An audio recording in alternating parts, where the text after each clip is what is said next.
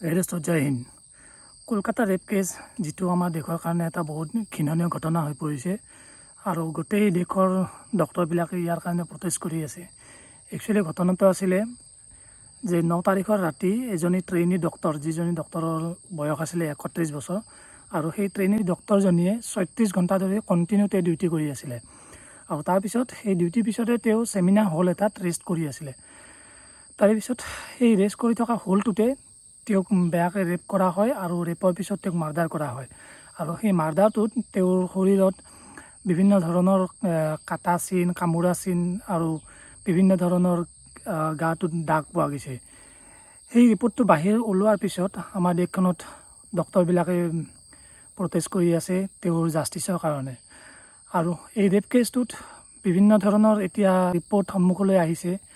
এই ৰিপৰ্টবিলাকৰ ভিতৰত হৈছে কেছটো হৈ যোৱাৰ পিছত RGK মেডিকেল কলেজ বুলি সেই কলেজখনৰ যিজন প্ৰিন্সিপাল আছিলে, সেই প্ৰিন্সিপালজনৰ এছিষ্টেণ্ট প্ৰিন্সিপালজনে ডক্টৰজনীৰ ঘৰত ফোন কৰিছে যে তেওঁৰ ছোৱালীৰ গা বহুত বেয়া, গতিকে তেওঁলোকে সোনকালে আহিব লাগে।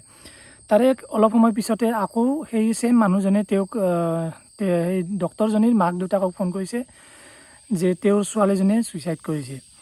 গতিকে এনেকুৱা ধৰণৰ কিছুমান ৰিপৰ্ট সন্মুখলৈ আহিছে যিবিলাক আমি এতিয়া চাই পেলাই আমাৰ এনেকুৱা ভাৱ হৈছে যে এইবিলাক কি চলি আছে। তাৰে লগতে এতিয়া যিটো প্ৰটেষ্ট চলি আছে ডক্টৰবিলাকৰ, সেই প্ৰটেষ্টবিলাকত মমতা বেনাৰ্জীয়ে সেই প্ৰটেষ্টটোত যোগদান কৰিছে।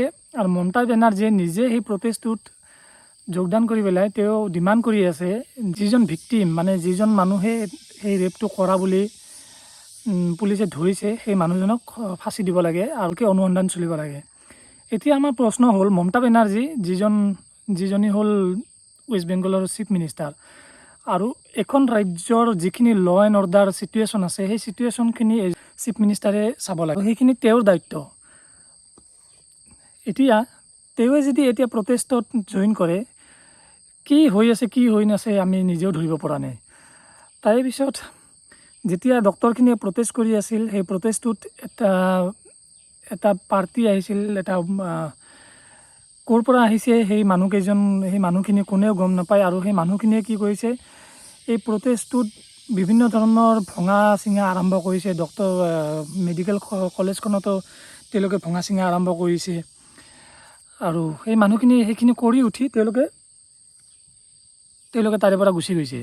গতিকে এইখিনি কোনে কৰিছে, কিয় কৰিলে কোনেও গম নাপায়, আৰু সেই মানুহখিনি কোন আছিলে কোনেও গম নাপায়। এতিয়া মমতা বেনাৰ্জী চৰকাৰে কৈছে যে সেই মানুহখিনি বিজেপিৰ মানুহ আছিলে, আৰু বিজেপিয়ে কৈছে যে সেই মানুহখিনি মমতা বেনাৰ্জী চৰকাৰৰ গুণ্ডা আছিলে। সেই গুণ্ডাসকলে যিখিনি এভিডেঞ্চ আছিলে, সেই এভিডেঞ্চখিনি তেওঁলোকে নাইকিয়া কৰিবলৈ চেষ্টা কৰিছিলে, আৰু ডক্টৰখিনিক তেওঁলোকে মাৰি ধৰি খেদিবলৈ চেষ্টা কৰিছিলে। গতিকে এই বিভিন্ন ধৰণৰ ৰিপৰ্ট আমাৰ সন্মুখলৈ আহি আছে।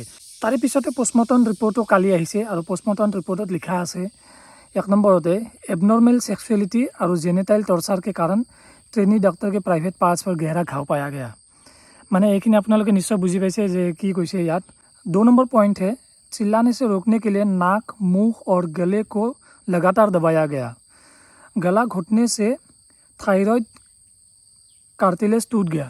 এইখিনি আপোনালোকে নিশ্চয় বুজি পাইছে যে ডক্টৰজনে যেতিয়া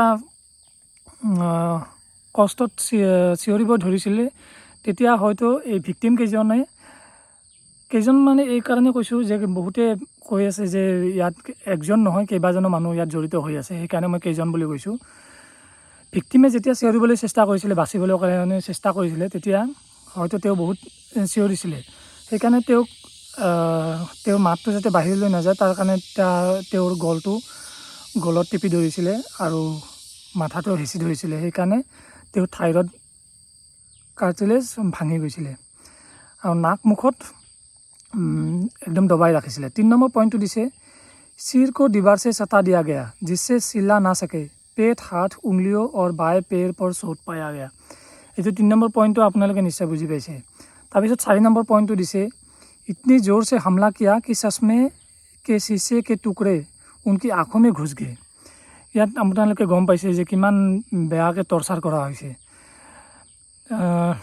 ডক্টৰজনীয়ে চশমা পিন্ধিছিলে আৰু সেই চশমাৰ টুকুৰা ভাঙি পেলাই তেওঁৰ চকুত সোমাই গৈছিলে।